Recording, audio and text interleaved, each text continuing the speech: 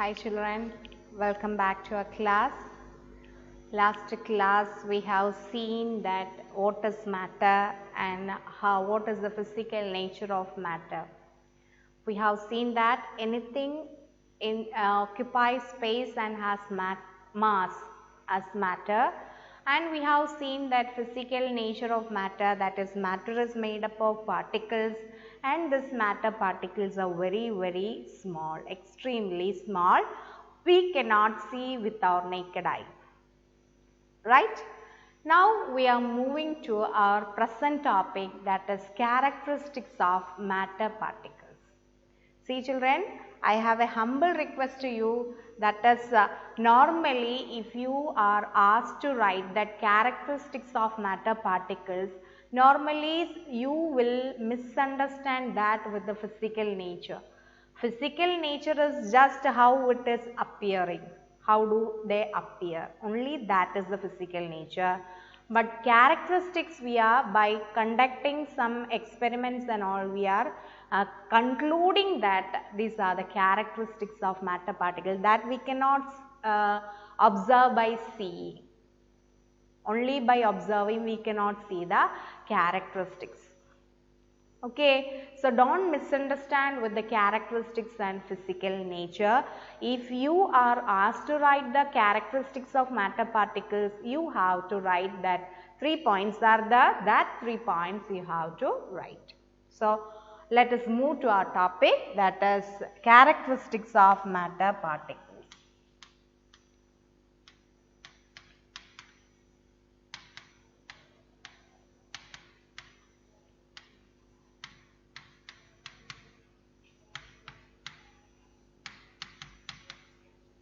Characteristics of matter particles. First I will write the characteristic, after that we will see in detail about that characteristic. So first of all we can see matter particles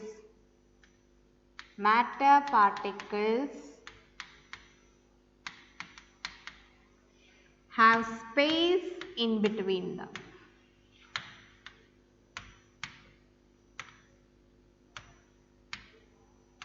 Matter particles have space in between them. That is the first characteristic of matter particles. How can we say that in between matter particles there are space?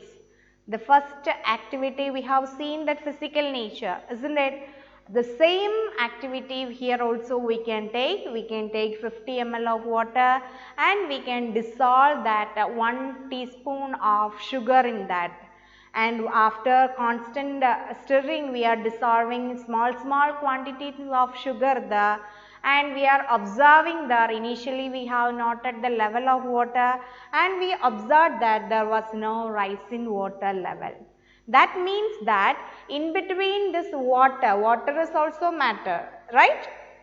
So in between that water particles, that is particles of matter, water will have space in between, and to that space actually this sugar molecules, particles of sugar is entering. This is the 50 ml water, and this in between this water particle there are spaces, lots of spaces are there, and that to that space the sugar particles are actually occupying. Sugar particles are occupying. So if there are spaces, then only the sugar particles can occupy. If there is no space, the sugar particles cannot occupy, isn't it? So in between the water particle there are vacancy or there are vacant spaces, to that matter sugar particles are gone, right? So we can say that matter particles have space in between them. Okay, so in between this water particles of matter have space, to that space the particles of sugar is occupying. That is why we couldn't observe any rise in water level. So on concluding this we can say that matter particles have space in between them. Okay, I think this is clear to you. Now moving on to our next characteristic of matter, we can see the second characteristics of matter particles, that is matter particles are continuously moving. matter particles are continuously moving.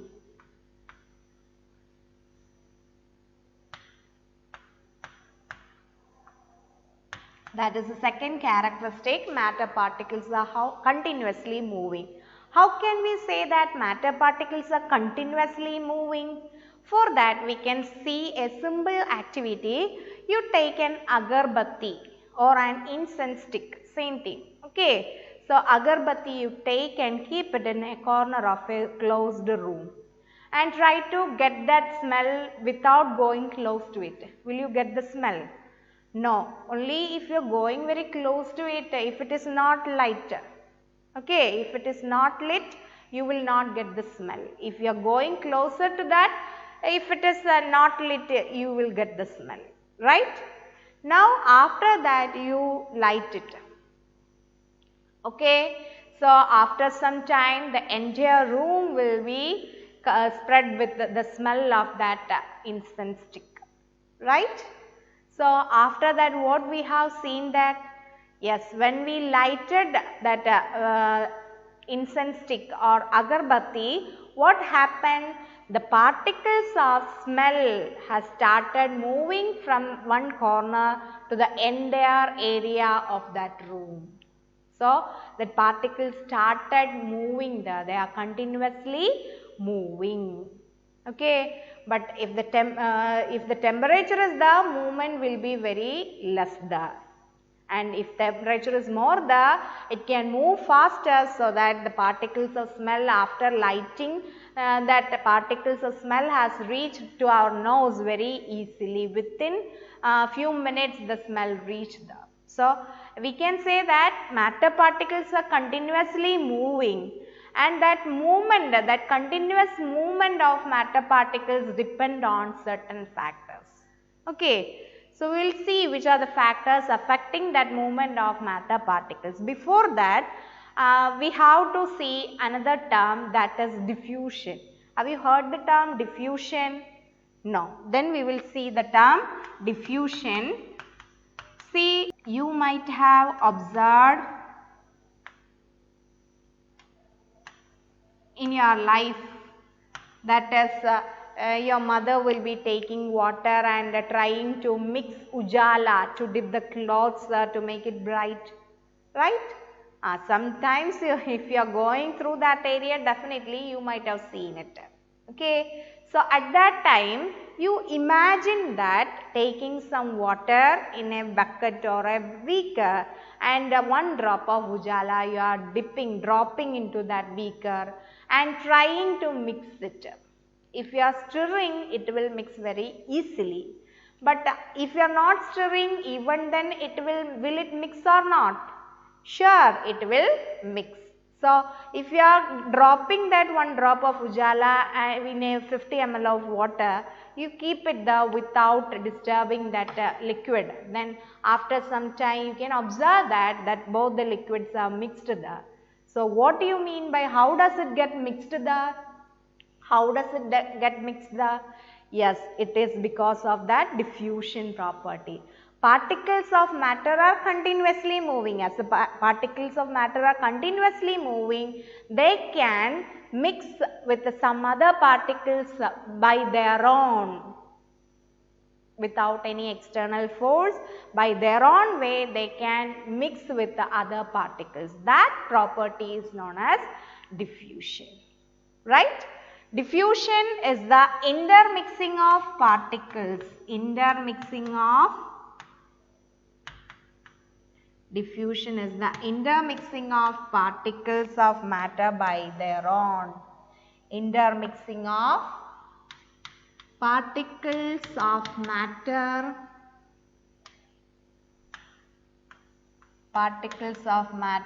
by their own. That is diffusion.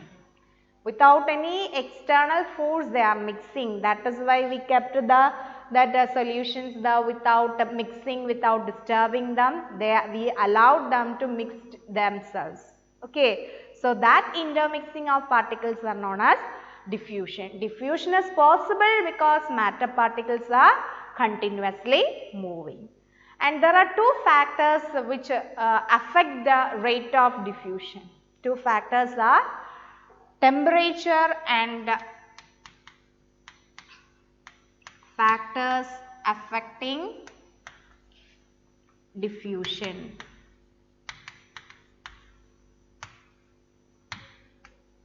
Factors affecting diffusion, first one is temperature. If the temperature is more, suppose we have seen that that incense stick or agarbatti, without lighting we have we got the smell, but when we move closer to it. But after lighting it, we got the smell if we were very far apart from that. Right? So, and one more example I will give you. If your mother is cooking food, if that food is not started cooking, the smell you will not get it. If a mother has started cooking of food in the kitchen, suppose the food is very delicious, then if you are sitting in front of the house, you will get the smell very quickly, right? So, you will identify the food also. So, if the temperature is more, the particles will start moving with very great speed. The rate of diffusion will be more if the temperature is more. That is why the smell is reaching us very quickly as the temperature rises. Okay, so temperature is a factor which affects the diffusion. Temperature is more, then rate of diffusion increases. Rate of diffusion also will be more. If temperature is more, rate of diffusion is more. Temperature is less, the diffusion also will be less. And then we can see the second factor which affects the rate of diffusion, that is density. The second factor which affects the rate of diffusion is density. How does this density affect the rate of diffusion? Just now we have seen that dissolving or intermixing of ujala and water. Okay.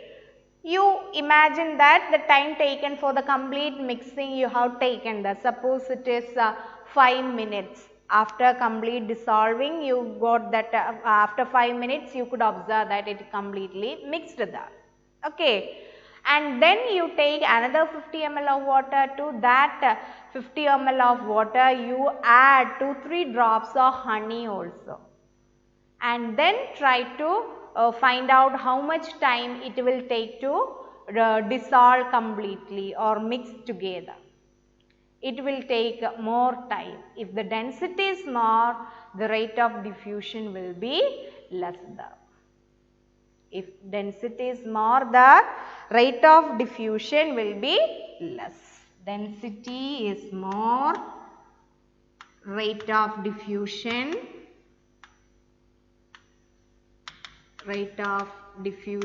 will be is less. So, if the two liquids we are diffusing, trying to diffuse each other, at that time if they have lesser densities, then they will diffuse very quickly. But one liquid has more density, then it will take more time to diffuse. The rate of diffusion will be less. So, these are the two factors which affect the rate of diffusion. One is temperature and the density. So, we have seen that particles of matter are continuously moving. That was our second characteristic of matter particles. Now, we can see the last characteristic of matter particles, that is matter particles attract each other. Matter particles attract each other.